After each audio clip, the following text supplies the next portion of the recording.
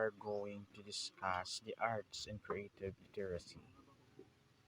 So, what is art and creative literacy? Arts and creative literacy is the process of having original ideas that have value. Moreover, creativity is the ability to see the world in a new ways. Therefore, creative individuals exhibit the ability to switch between different modes of thinking and shift their mental focus that suggests a connection between creativity and dynamic interactions of brand networks, according to Sat et al. 2019. There are 7 habits of highly creative people. The first one is prepare the ground. This habit emphasizes creating an environment conducive to creativity. It means setting up to your physical space to be inspiring and free from distractions, but also preparing for mental space. This could involve clearing your mind, setting intentions, or defining the problem you want to solve. And the next one is plant seeds for creativity. This refers to actively seeking out and collecting inspirations, ideas, and information. Just as the gardener plants seeds hoping they will grow, a creative person exposes themselves to diverse experiences, reads widely, observes keenly, listens to actively, and engage in discussions. The third one is live in the question. This habit encourages the curiosity of and a sustained state of inquiry. Instead of rushing to find answers, highly creative people are comfortable dwelling in uncertainty and exploring possibilities. The fourth one is feed your brain. This is about continuous learning and intellectual nourishment. It goes beyond just planting seeds and focuses on actively processing and integrating new knowledge. These could involve reading books, taking courses, watching documentaries, learning new skills, or engaging in challenging intellectual conversations. A well fed brain has more connections and resources to draw upon when generating new ideas. The fifth one is experiment and explore. Creativity often involves a willingness to try new things and venture into the new unknown. This habit encourages head-on experimentation, prototyping, testing ideas, and taking calculated risks. It means not being afraid of failure, but rather seeing it as a learning opportunity. Exploration can involve anything from brainstorming widely to physically building prototypes or trying different artistic mediums. The sixth one, replenish your creative stock. Creative stock can be draining. This habit highlights the importance of self-care and activities that recharge your creative activity.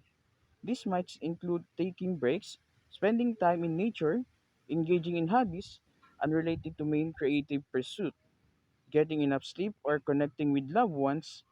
It's about preventing burnout and ensuring you have a fresh well ideas to draw from. And the last one is leverage your creativity. This is about removing internal and external barriers to your creative expression.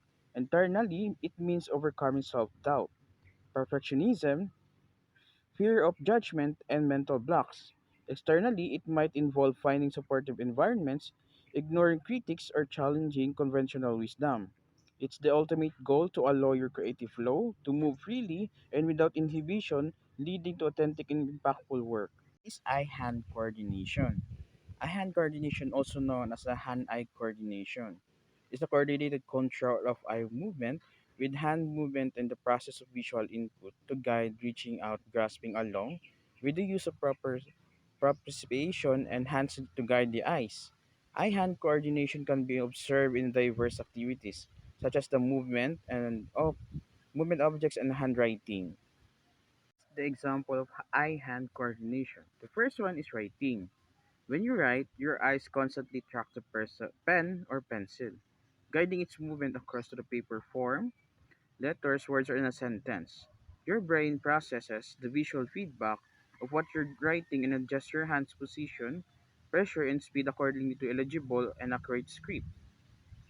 The second one is typing on a keyboard.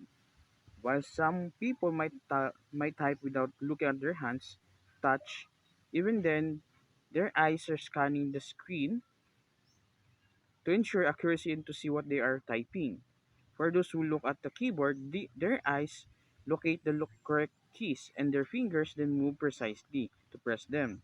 This rapid back and forth between visual input and finger movement is a prime example of a high hand coordination. The last one is sports. This is a broad category, but almost sports heavily rely on eye-hand coordination. One of example of both sports is basketball, baseball, soccer, and etc. Player must track their ball with their eyes and then move their hands to hit, catch, throw, or kick accurately. This involves judging speed, trajectory, and distance. Good afternoon, everyone, and good afternoon, sir. So, whoever whoever listen to me now, good afternoon. So, my topic for today is all about static. So, first, what is static? So, aesthetic refers to the appreciation of beauty, style, or artistic of expression. It can be understood in both philosophical and practical terms.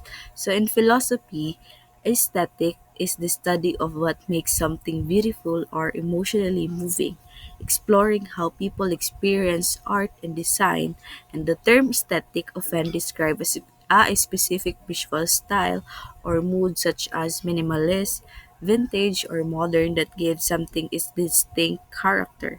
So on social media, and in pop culture. So people often use aesthetic to describe a curated look or vibe that reflects a certain lifestyle or feeling, like the dreamy, nature focus, or cluttered cage. So aesthetic or the moody, intellectual, dark academia aesthetic. Ultimately, an aesthetic is both a sensory experience and a form of expression that shape how we see and interpret the world around us. So aesthetic for me is all about making things beautiful. Like for example, you go to the cafeteria, you see something like a nice design, a minimalist design that capture your eyes. So in this, there are beautiful flower around and that design or in a particular area to improve eye catching for the customer. So an example for aesthetic is when a student dress nicely or dress neatly. So here I describe aesthetic as making things beautiful or making things how you look beautiful. And that it's another is the nature and scope of aesthetic. So the nature of aesthetic in both subjective and objective. So on one hand, aesthetic experience are deeply personal. What one person finds beautiful or moving, another may not. So on the other hand, societies and culture often develop shared aesthetic standard or values such as harmony, balance, or symbolism, which influence how beauty in art and created and appreciated. So aesthetic also involves both intellectual analysis and emotional engagement, making it a unique blend of reason and feeling. So on the other hand, aesthetic can be subjective. So when other people look like for example, people find it attractive but another person find it ugly. So it's all about perspective of a person. And also static and the nature it is uh it offends culture often develop shared static standard or values. So when you go to another country or another city, so you see their culture posted or it design for example people see like pagobo, like they see a different sculpture and they find it another person's aesthetic and find it beautiful. So there are many so aesthetic is so broad, like it can be subjective to a beauty and how you perceive or how you want to look the things around you.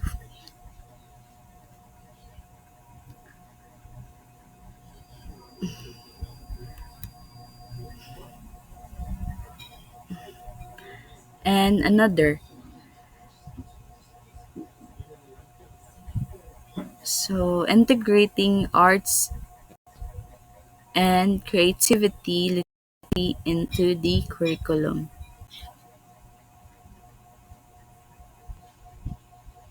So again, integrating arts and creativity literacy into the curriculum.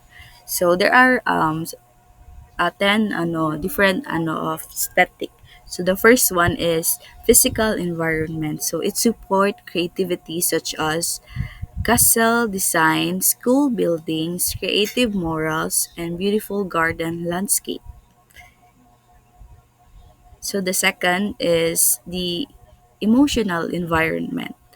So this is